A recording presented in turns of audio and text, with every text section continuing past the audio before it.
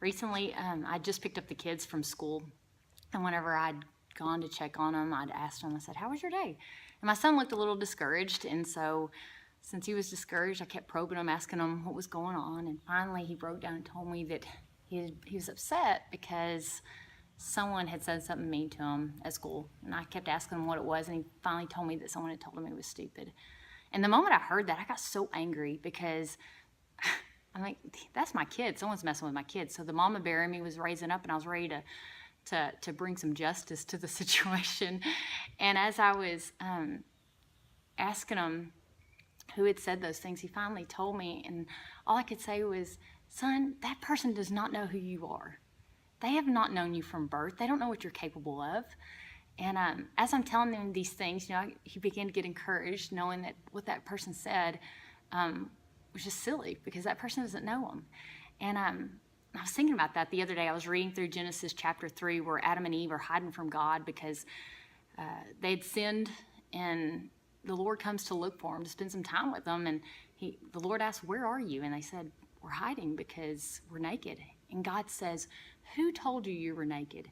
And that part, "who told you," stood out to me because I think oftentimes we have no idea the things that we're hearing in our minds.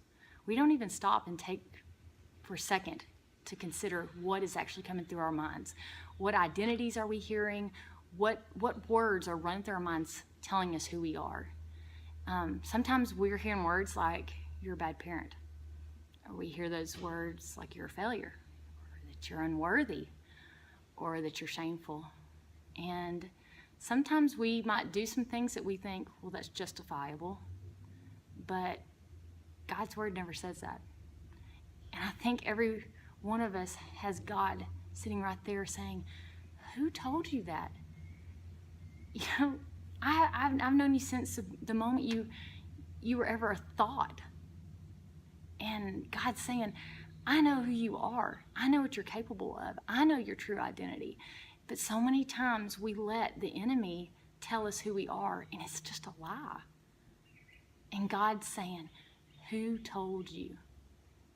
And so I just want to encourage you today to stop and listen to the words that are coming through your mind. If they're words of condemnation saying that you're terrible, that you're a failure, that you'll never amount to anything, that's not from God. God's not like that. God's words are life. Proverbs 18 says there's life and death in the power of the tongue. God is a God of life that gives life. The enemy comes to kill, steal, and destroy. So the enemy's going to try to steal away your joy. He's going to try to steal away who you really are and try to make you into someone else, someone that's powerless, someone that's a failure. That's not who you are. So I want to encourage you today to not live in the identity that the enemy's trying to make you out to be, but to live in your identity that Christ says who you are.